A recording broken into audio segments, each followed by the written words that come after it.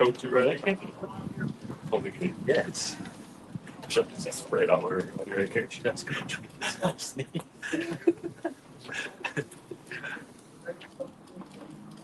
Well, hey guys. What's up, Coach? Coach? Not much. Go 3 for 3 today. I do want to go 3 for 3. Hey, Coach, I want to ask you about Coach Grant and what his ability's been like with you and having that flexibility. Because, you know, you're doing a lot of stuff during warm-up, so just how is that helpful to you? Just gives us an extra person that knows and understands what we're trying to get done and get accomplished. Not only on the field, but off the field too. He's very good with statistics and analytics. He's helped us with the run game, pass protection, the whole nine. It's very vital to what we do. Hey, Coach, you've seen Yo-Yo kind of get used quite a bit recently, kind of like a six kind of offensive line. How has he kind of been able to make an impact and develop into, you know, a contributor for you guys up front? Well, he's too good not to put him on the field. Yeah. You know, he's been busting his tail at guard, center, tight end, the whole nine. And you know, you got to reward kids that do well and do everything that they ask. And the two are one of the best guys in the unit. So if we could keep six out there, I would love to. Yeah. But I mean, that's not the way that it works. But he's doing a fantastic job, and I'm super proud of him. Appreciate you. Coach, got two for you. First of all, we mentioned earlier the growth and the play level of this offensive line this season. What have you seen from their character as a unit? As far as on field, off field, It's just like the personalities in this room. What have they brought to the table as compared to last season? well, it just gels better, you know. And that was part of the recruiting process with me and Dre and George and Grant. You know, we made sure that guys were going to click and gel together with you know, different geographical areas and personalities and whatnot. And you can't have a room full of hotheads and a room full of soft-spoken people. Like it doesn't work. So you got a good mix of, you know, the social guys and non-social guys, and everybody does their part in their job, and it clicks very well. Yeah, second one, Ralphie Seven had a couple games now under her belt. What do you think of her? What have you seen, like, as a coach? What have you seen the player response be and the fan response be to it? Ralphie Seven's fantastic. You know, I got broke in with Ralphie Six last year, and I don't know how long she was there before, but man, it's night and day. You know, I love this one. Maybe it's because she's from Colorado. Yeah, it's probably good. Hey, Coach, you've been here the last couple of years, and I've seen the struggles with the offensive line. Mm-hmm. When you hear Coach Pine yesterday say, offensive line is not a problem, 5 games into the season, is there a sense of pride for you in that you guys are doing what you thought and hoped you would do? Yeah, absolutely. But that's also why he hired me. That's why I hired Dre. That's why I hired George. You know, because he knew what we wanted, what we brought to the table, and we try to hit things in different manners and different ways than other people have. And nothing against them, but I've been around so many different offensive line coaches that I can pick the good things that I like and not do some of the things I didn't, and not mesh them all together, and it comes into this. You know. So, as a follow-up to that, I mean, how much of it is what you guys are teaching, and also maybe better talent as well if you guys brought in? Oh, it's both. It's always both. But that goes back to the gelling in the room too, with the different characteristics of the guys and the demeanors. Like you can't have a bunch of hotheads and a bunch of convicts. Like you got to have a good blend and a good mix. That's why when we go through the recruiting process, we answer those questions. You got to make sure that they check the boxes, and you got to have too much of those not to answer that. Go ahead. Coach, when this formula first started of having 3 O-line coaches in the room, no doubt Coach Prime has made you the tip of the spear, but there was a lot of chatter out there that how's this going to work, who's in charge. Mm-hmm. And now you look at the results, each week you're in the top 10 as offensive line play. Was there some personal or professional satisfaction in like I told you so that we can pull this off?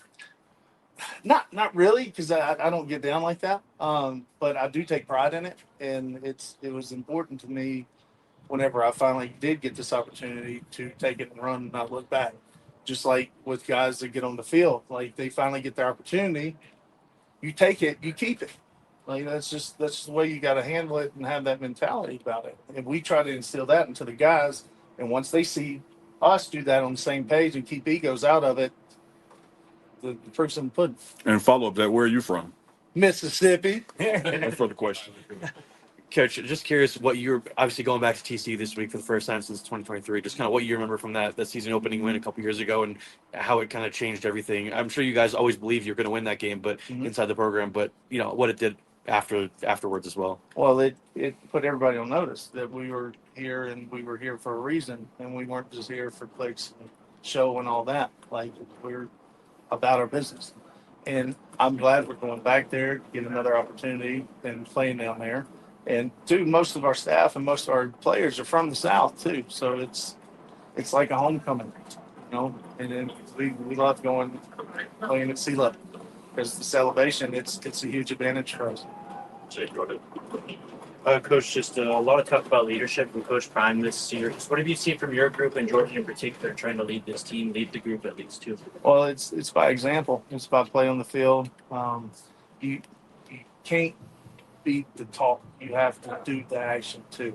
Like, yeah, there's time for jumping in and voicing an opinion, but if you go to work and do what you're supposed to do, everybody else falls in suit too.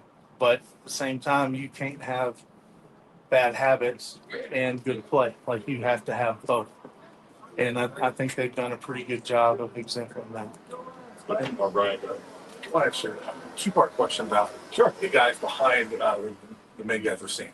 You got some older veterans that are part of the depth. You guys are maybe in their last year, they're not playing a whole lot. How are those guys coming along and handling maybe not getting the playing time they want? They're being great teammates.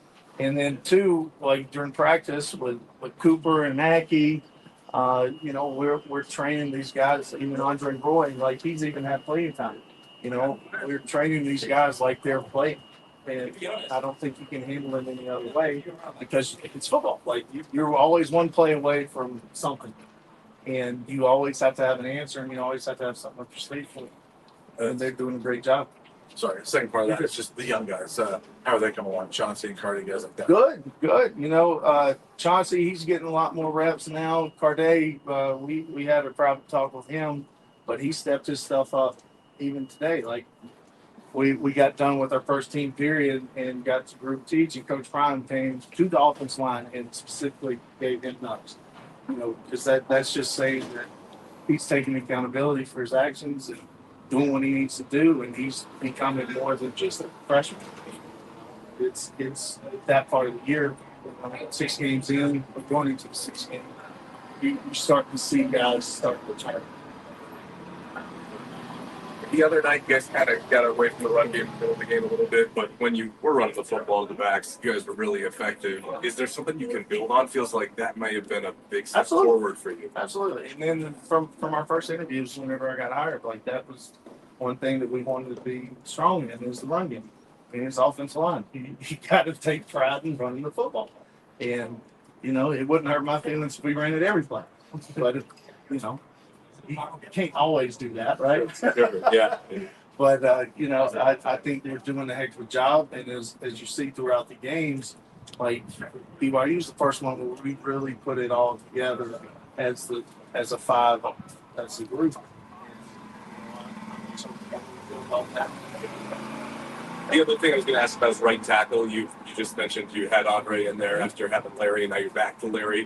What didn't you see at first, and why did you go back to Larry? Well, sometimes you just got to light fires under guys. Sure. Because you can be, the strongest dude in the world, or be able to keep guys out on the edge and whatnot. But if you just kind of halfway going through motions or anything, like, you have to have a reality check because we're not the ones you're looking at. Especially if they want to go to the next level. Like, we can't set them up for them because that would be bad on us. And that's just our way of doing it. And also rewarding Roy for kicking tail in practice, and doing what he needs to do. Because at the end of the day, the best five are going to get on the field. Have you seen what you needed to see from Larry since you got back in that? Yeah. But every week's different. Every week's different. You wake up one day and, your head might hurt, your stomach might hurt, or whatever. And you got to push through. And if you don't, guess what? Somebody else is there to take your job. Thanks, Coach. Thank you, guys. I appreciate you, Coach. Silk.